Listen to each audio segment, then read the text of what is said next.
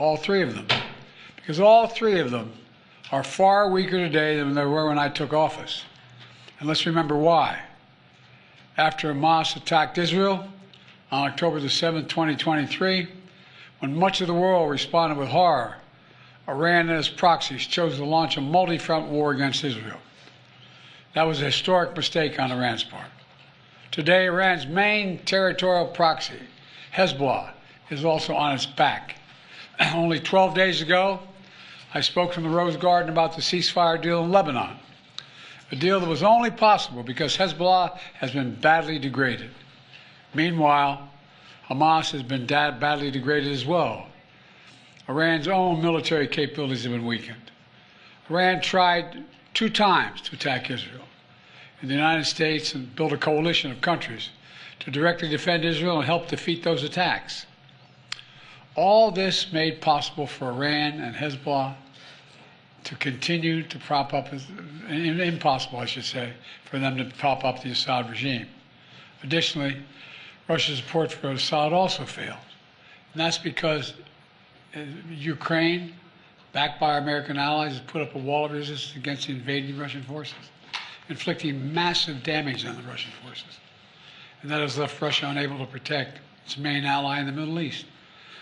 Excuse my cold. The upshot for all this is, for the first time ever, neither Russia nor Iran nor Hezbollah could defend this abhorrent regime in Syria. And this is a direct result of the blows that Ukraine, Israel, have delivered upon their own self-defense with unflagging support of the United States. You know, over the past 4 years, my administration pursued a clear and principled policy towards Syria. First, we made clear from the start sanctions on Assad would remain in place unless he engaged seriously in a political process to end the civil war, as outlined by the UN Security Council resolution passed in 2015. But Assad refused, so we carried out a comprehensive sanction program against him and all those responsible for atrocities against the Syrian people. Second, we maintained our military presence in Syria, our counter-ISIS, to counter the support of local partners as well on the ground, their partners, never ceding an inch of territory, taking out leaders of ISIS, ensuring that ISIS can never establish a safe haven there again.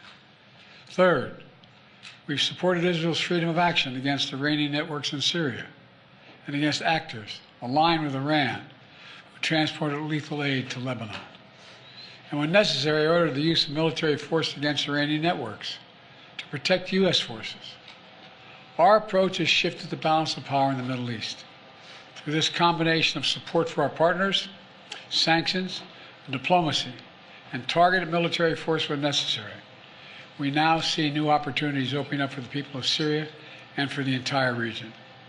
Looking ahead, the United States will do the following. First, will support Syria's neighbors, including Jordan, Lebanon, Iraq, and Israel, should any threat arise from Syria during this period of transition. I will speak with leaders of the region in the coming days. I had long discussions with all of our people earlier this morning.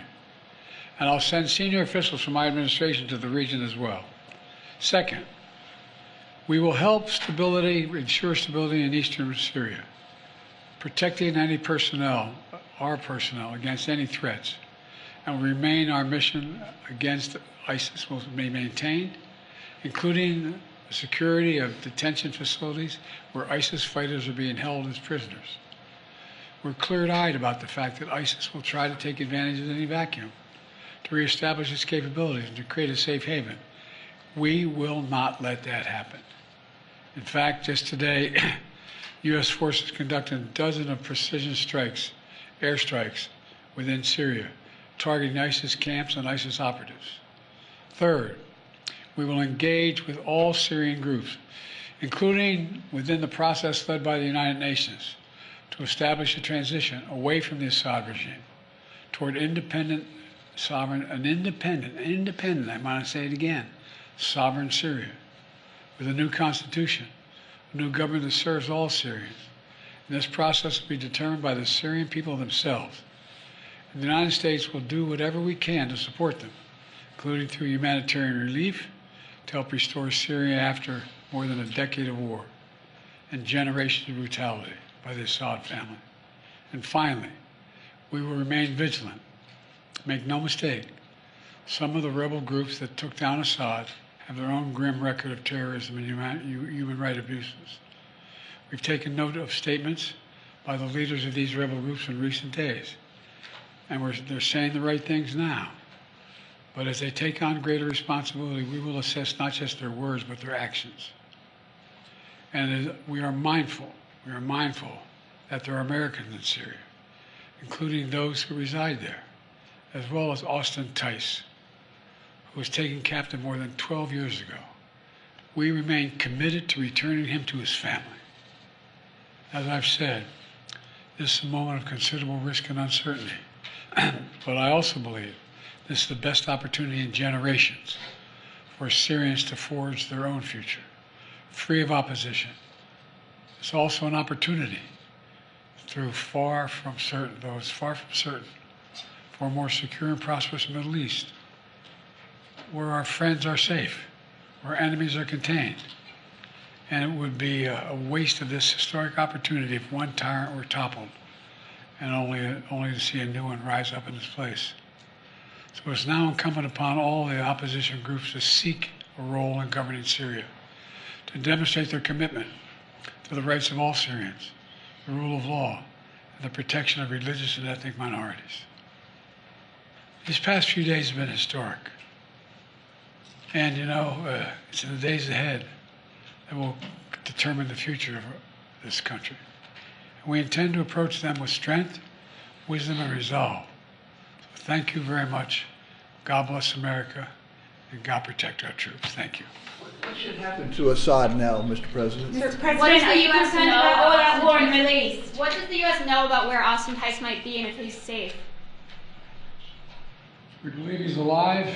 We think we can get him back, but we have no direct evidence of that yet. And Assad should be held accountable.